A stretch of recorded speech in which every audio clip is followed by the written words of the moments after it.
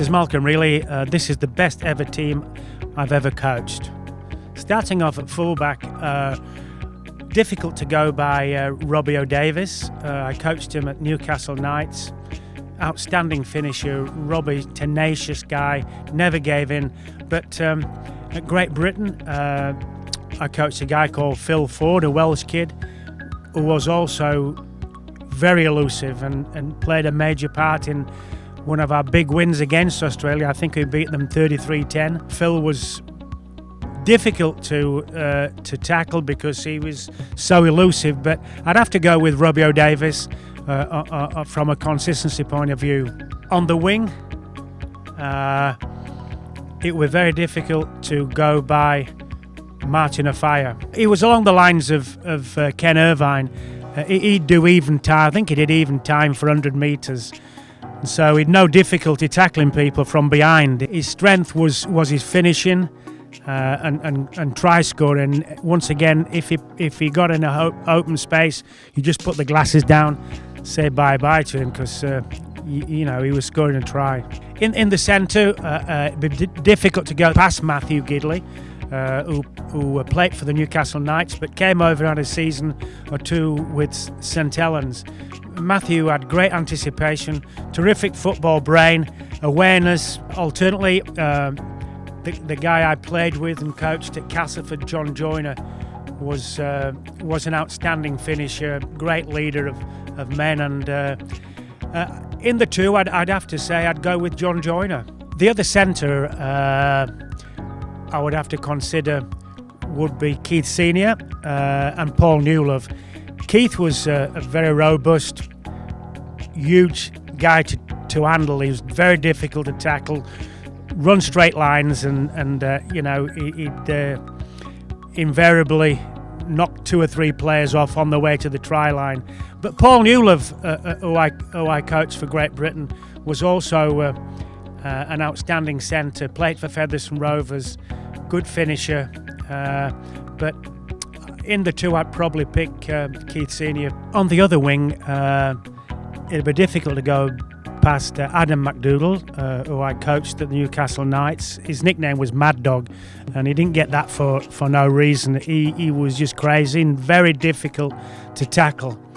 But I'd have to throw in also Jason Robinson, who I coached with Great Britain. Jason was he could change direction on a sixpence, terrific finisher. So, for the wingers would be Offiah and Robinson. The number 6 I coached at international level, and for Newcastle, of course. Matthew Johns was an outstanding player, great vision, kicking game.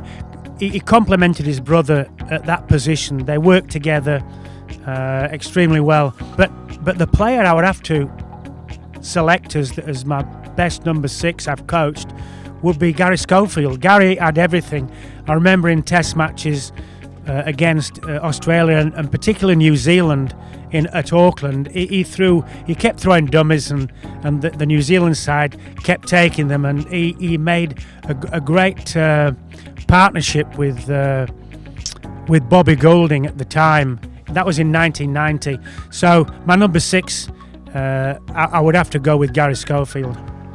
Moving on to number 7, this is even more difficult. It's not actually, because when I consider I played with Keith Epworth, who was, as I've mentioned before, very tenacious, defensive player, great runner of the ball.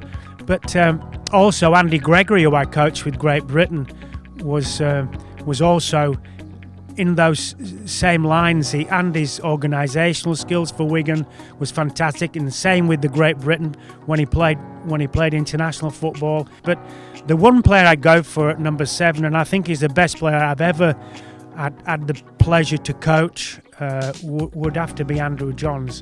He'd got everything going for him. He was over 90 kgs. He could sit back row forwards on the no problem at all. Great passing game, kicking game, supervision.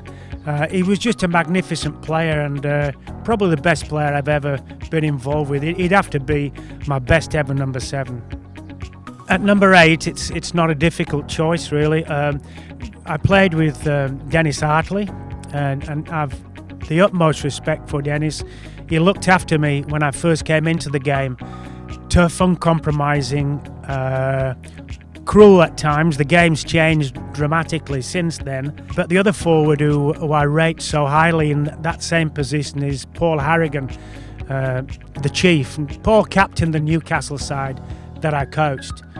And he would put his body on the line week in, week out. He used to knock himself out.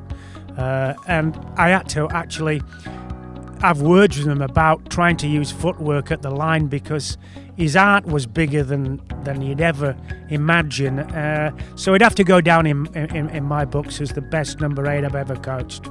From an hooker's perspective, number 9, there's 2 guys here contrasting so greatly. One was ruthless, Tony Fisher, and I played international with him as well as coached him.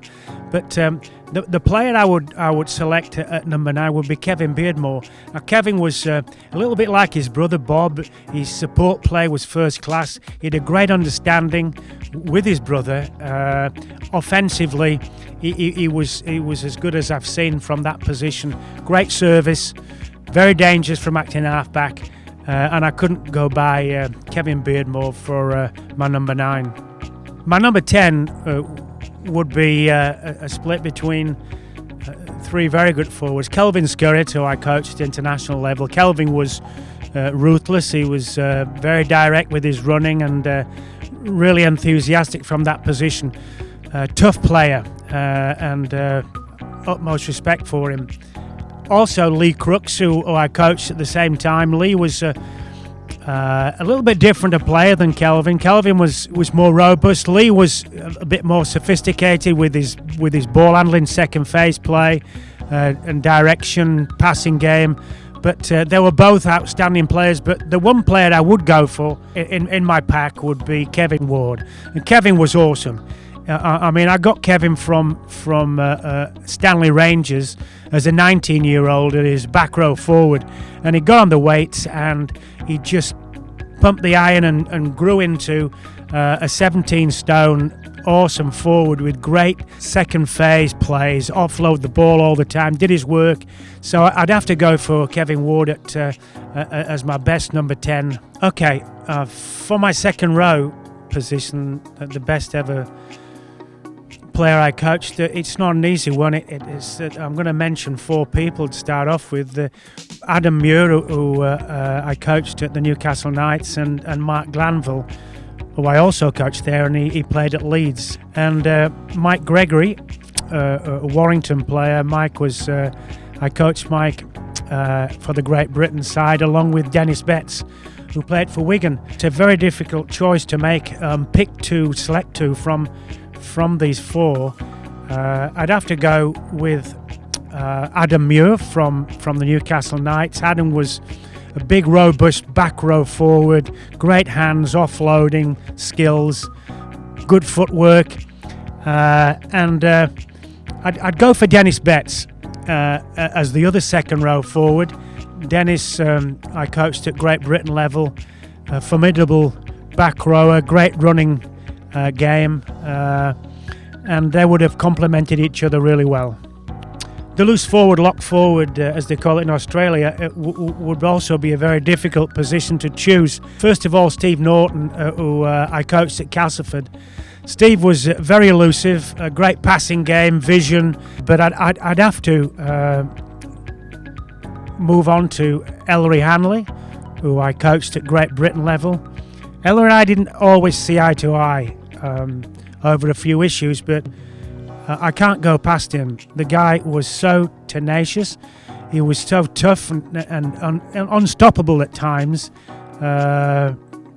Mentally, he was one of the most mentally toughest players I've come across, and he would be in the top 3 ever best players I've coached. And that's the 1 to 13 best players I've ever coached.